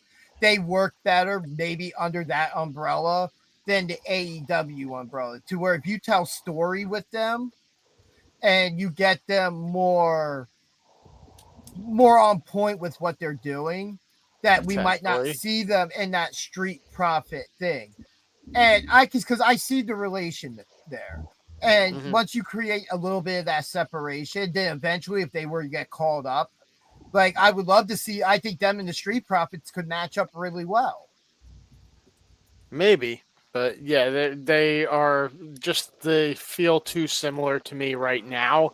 If they could have them find a different angle to the gimmick, I might be okay with that. But for me right now, it's just they've always felt like an AEW parallel to the Street Profits, just from my vantage point. Oh no, that's completely fair, because I understand that. But I also do see the gimmicks slightly different. They're not identical to each other. No, it's basically kind of like Tony Storm and Blake Monroe. Yeah. And not just that, but now with the repackaging of the Street Profits, I don't get that same vibe anymore. Not quite as much, but like the Street Profits aren't having the cups raining down. Montez isn't coming out holding the cup no more. They're more serious. Oh yeah. So you still have that in the back of your head, though, that they're still those guys. I think they would have something. I think if they were to debut, say in NXT, they'd have something similar to what they're doing, but it wouldn't be what it was in AEW. Yeah, like the velvet rope and the security guard and the champagne on ice, that stuff. Yeah. I would say, like, when it comes to that stuff, it kind of reminds me more of like MVP. and what he did back in the day with stuff, Mhm. or like First Class now in TNA, how they have like their little segment thing. So like that's where I get it, but it works for some, doesn't work for others, and and maybe even if they were to get rid of that, there would always be the Street Profits comparison. Because it is a fair comparison for them. Yeah. So I mean, if they can get out of that shadow and in the WWE and they figure out a way to do that, then I'm all for it, because I do think they have talent, but I think they need a tweak. If they're going to WWE. And I think they would fit well under that sports entertainment umbrella much better than they fit in with AEW. And they fit in great with AEW. They are one of the originals in AEW. Former tag champs. Yeah, which it should have taken them that long to get to the tag titles. But, that's another story for another time. Maybe that's just a separate off video. Sure. Some hindsight booking, maybe we'll call it. I don't know. Hindsight booking. It's funny that BJ is currently AFK, because I will bring this up, because he's going to say back. He's going to say this. It makes no sense to him, but as I will read this, WWE is currently in the process of working on a new theme song for Seth Rollins, which anybody who watches the show regular knows where I stand on this, and I've kind of come to a gray area with it, and I just feel like now it kind of makes sense now that he called out the fans' hypocrisy of singing his theme song and then booing him right after, and it seems like the last couple of weeks has had a lot of hypocrisy thrown out there in storylines. On a lot of everybody's parts. Yeah. Do you think they ditched the theme song completely, or do you think we see something more of a remix like they did with like The Rock, Nakamura in the past? Even Stone Cold's gotten remixed versions of his theme song, which eventually got us to the one we have today. I think we get something new that the crowd cannot sing along with. It's going to go, oh, oh, oh, oh, oh. That's going to be his song. No. Oh, it's magic. Oh, wait. I want to come out to like the No Mercy 2000 N64 theme song. Diggity dog. I picture it as something that would almost troll the fans a little bit, because if it's one thing that's been consistent with his theme songs since he's gone as a solo wrestler, leaving the Shield and everything, is that his theme songs always had Burn It Down in the beginning, right? So besides the Visionary one, I think the Visionary one was like the Holy Seth Rollins version. Which was I don't remember off preamble to this. But was when Austin Theory was with Buddy Matthews? No. And Buddy Matthews, yeah. I would love to hear a version of his most recent theme song, his current theme song, but covered by Richard Cheese. Yes. Whoa. Yes. Whoa. Oh man. All right, so that's now great. Now that's a conversation we're having once we go off the air. Burn it down. I would love the piano. Because I can see Seth Rollins, as we've talked about his ego, right? To where it's kind of a more rock style, not like style of how they changed the Rock's theme song, because if you go back to his early theme songs, the guitar always got a bit heavier as it went on, to where now maybe they take certain elements, remix it so the fans can't sing to it, or just some remnant of it. Like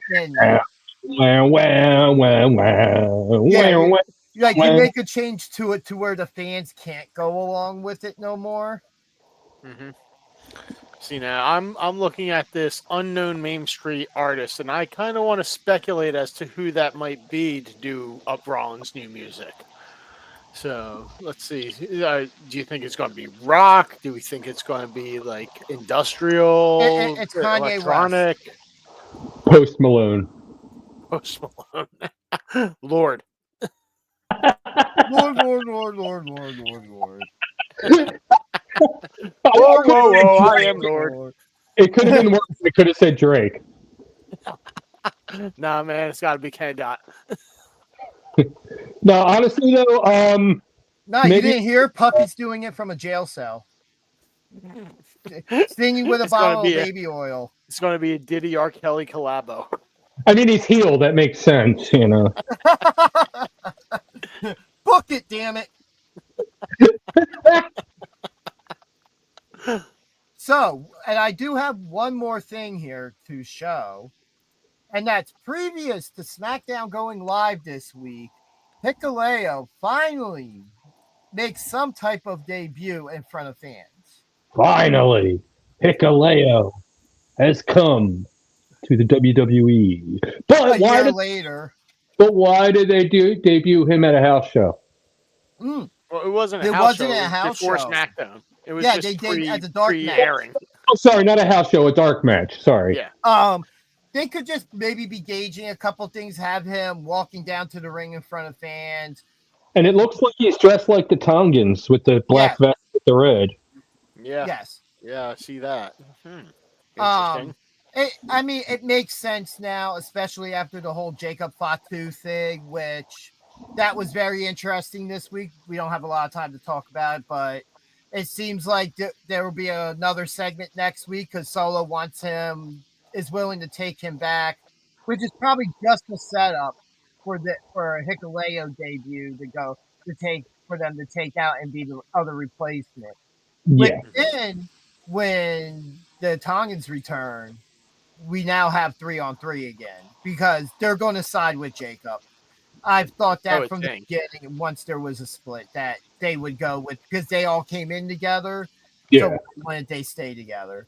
You know, maybe just like we had speculated before, if our Bloodline storyline was still going, that by this point, that people would have shifted sides at this point. Mm-hmm.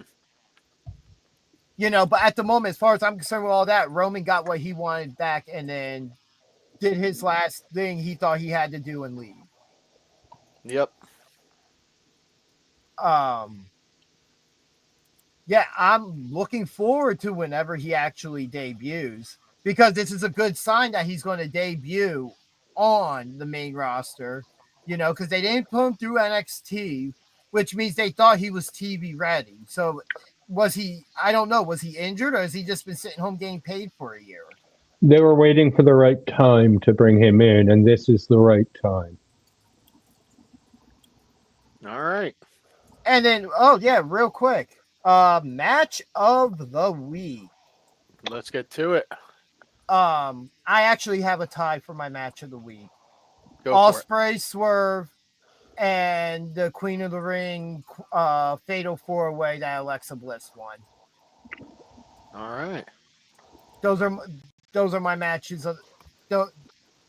Just tie, because once that Ospreay match happened, I was like, that's my match of the week. And then the Fatal 4-Way happened 48 hours later. I'm like, well, shit. I've been loving the ladies lately. I'm going to have to say that qualifier for the Queen of the Ring. The same, which one? Yeah, the same one. The same one? Okay. Aaron, yeah. All right. I am not going to go with the Queen of the Ring matchup, although it was very good. I am actually going with the tag match between the Wyatt Six and Motor City Machine Guns. That was a great match. Good to see the Wyatts return. I like the pairing of Loomis and Gacy together as the tag team out of there. I am totally in with that. Yeah. They had a great match with the Guns, having the vets be the ones to break them back into the ring, I think was absolutely the right call. And yeah, I just watched that entire match start to finish, didn't read a comic book during it or anything. And yeah, it was highly enjoyable. Loved it. That was a good match.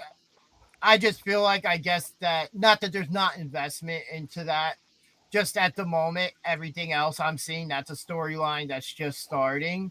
To where everything else, like that Fatal 4-Way, we've had stuff with Alexa Bliss and Charlotte for the past couple weeks.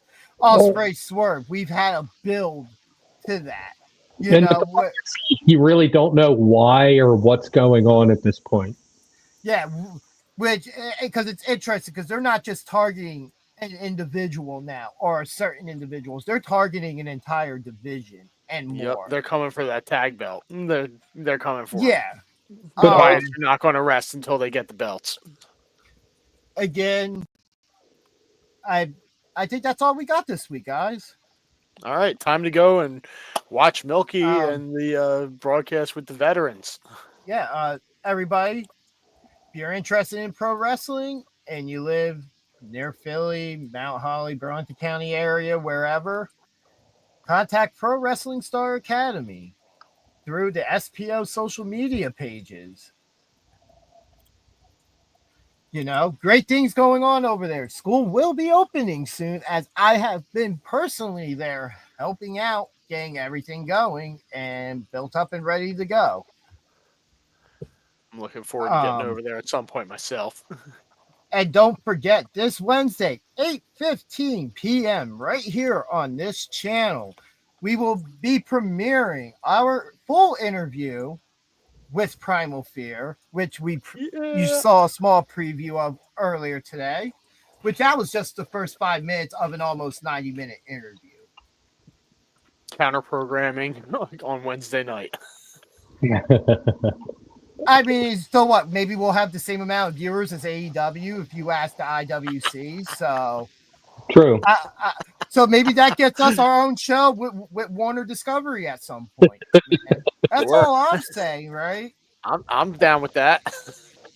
We could take the place of money. We could take place of the NBA since they're not going to be there no more. Well, that's terrible.